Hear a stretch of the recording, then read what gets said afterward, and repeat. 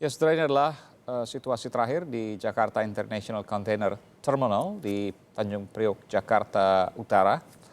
Ya, telah dilakukan pengumpulan dari serpihan pesawat Sriwijaya Air SJ182 dan juga korban dari penumpang ataupun awak pesawat dari Sriwijaya Air 182 ya, kemudian dilakukan pemilahan di sana untuk kemudian dibawa ke Rumah Sakit Polri bagi korban dan juga ke KNKT untuk serpihan dari pesawat. Saya kembali ke Pak Frans Wenas sebelum nanti saya ke Pak Muhammad Taras. Pak Frans, Ya, bahwa terjadi penurunan yang begitu tajam, begitu cepat dalam 21 detik, 10.000 kaki atau sekitar 3.000 meter. Ini luar biasa, tidak terbayang Pak Frans. Apa yang terjadi? ya. Jadi kalau sudah dive yang ekstrim, Ya, kita bisa berkesimpulan bahwa itu sudah uncontrollable. mhm, Struktur pesawat didesain untuk menahan sekian, kita katakan G. Ya. Nah, apakah dia rusak, lepas, meledak di udara, atau dia pada saat impact, ya, itu nanti kita bisa pada FDR.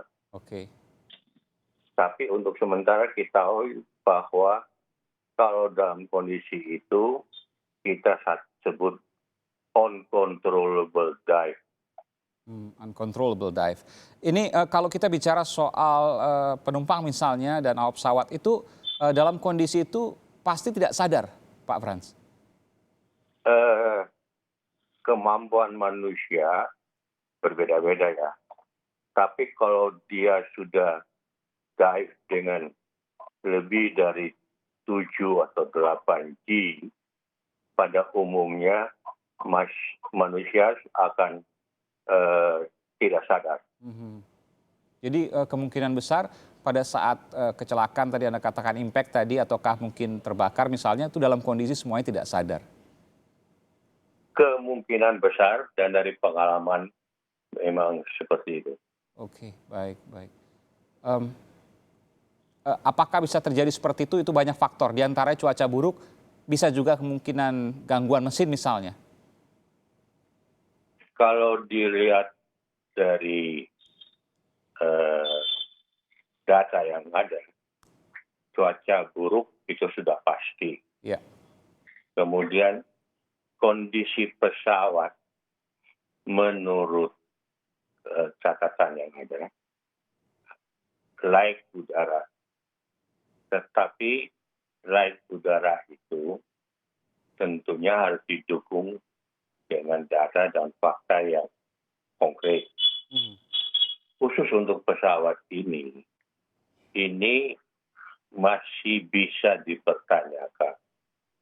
Inspeksi mengenai bodi pesawat terakhir dan hasilnya apa ada korosi atau bagaimana. Dan yang kedua adalah apabila tipe pesawat ini di grounded lebih dari 7 hari, maka harus ada inspeksi khusus untuk menjamin bahwa operasi mesin, engine, itu normal. oke. Maksudnya 7 hari tidak digunakan, tidak dioperasikan, apakah ada kemungkinan engine fail, begitu ya Pak? Eh, Kalau di analogi, kalau dia melalui inspeksi yang tepat, maka engine fail itu tipis. Tetapi kemungkinannya tetap ada apabila engine itu tidak diinspeksi secara teliti. Oke, baik. Ini Ini luar biasa memang informasi yang kemudian disampaikan. Pak Aras, bahwa sekarang kan kita masa pandemi, tentu ya ini prihatin juga terhadap kondisi penerbangan yang mungkin berbeda pasti ya dengan kondisi-kondisi yang normal. Ada banyak mungkin yang tidak terbang dan lain sebagainya. Bahkan tadi dikatakan oleh Pak Wenas, juga tadi saya sempat menyampaikan ada peringatan dari FAA di Amerika Serikat yang menyatakan bahwa ketika pesawat tidak dioperasionalkan selama 7 hari misalnya, maka ada kemungkinan engine fail dan harus dilakukan inspeksi atau pemeriksaan secara menyeluruh. Bagaimana kemudian Komisi 5 DPR yang mengawasi regulator Kementerian Perhubungan menyikapi soal ini? Ya, jadi memang peringatan dari apa tadi memang harus didengarkan oleh pihak maskapai di negeri kita. Karena paling tidak bahwa mereka lebih tahu tentang bagaimana memanfaatkan menggunakan maskapai yang mereka produksi. Olehnya itu kami tentu akan berkomunikasi secara langsung dengan Kementerian Perhubungan. Insya Allah dalam waktu dekat kita akan mengundang beliau untuk bisa berkomunikasi secara langsung seperti apa sesungguhnya kejadian yang terjadi. Kapan Pak kira-kira itu sudah ada jadwalnya? Besok kami akan rapat internal, tentu bersama juga dengan KNKT kita akan komunikasi agar semuanya jelas. Ini rapat virtual ya Pak ya, lewat Zoom ya? Iya, bisa lewat virtual, bisa lewat. Oke, jadi terbuka dong, artinya kami bisa juga mengakses itu? Bisa terbuka. Semuanya akan kita bahas secara transparan, apa yang terjadi sebenarnya.